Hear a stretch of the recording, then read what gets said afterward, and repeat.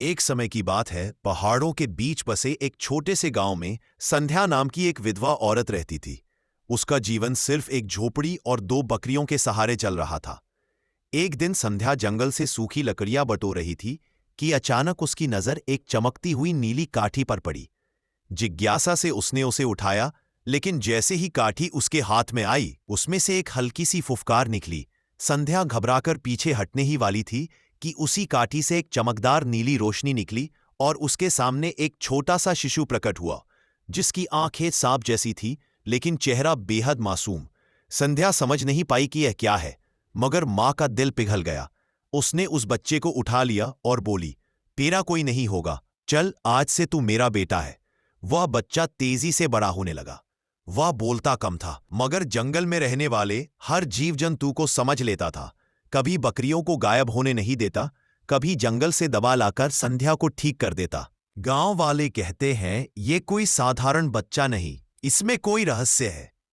एक रात तेज आंधी आई, संध्या की झोपड़ी टूटने लगी।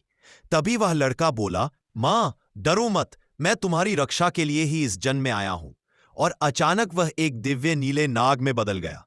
उसकी आंखें चमक रही थीं, शरीर पर सोने जैसी परतें थीं। संध्या ये देखकर कांप गई। लड़का बोला, मां मैं नाग नहीं, वनदेव का रक्षक हूं। सदियों पहले मुझ पर श्राप लगा था, जिस स्त्री का दिल सबसे निर्मल होगा वही मुझे फिर से मनुष्य बना पाएगी, और वो औरत आप हैं। संध्या की आंखें भर आईं। उसी समय गांव में डर फैल गया। राजा के सैनिक जंगल में घुस आए थे।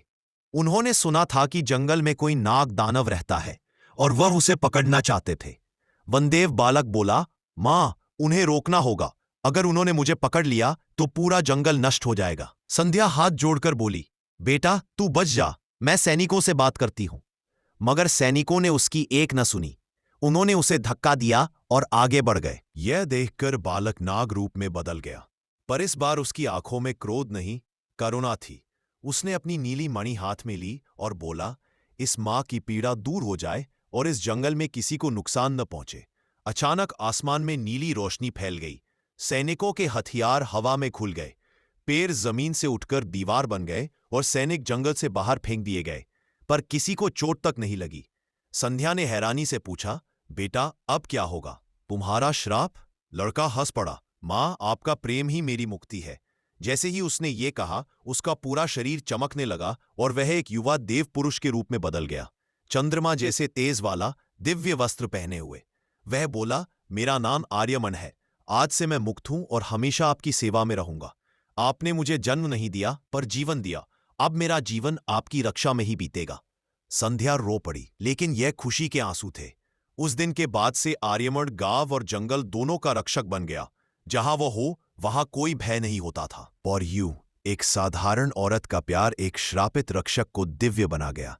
कहानी कैसी लगी दोस्तों? कमेंट बॉक्स में कमेंट करके जरूर बताना। चैनल पर नए हो तो चैनल को सब्सक्राइब जरूर कर लेना और वीडियो को लाइक करना मत भूलना। धन्यवाद।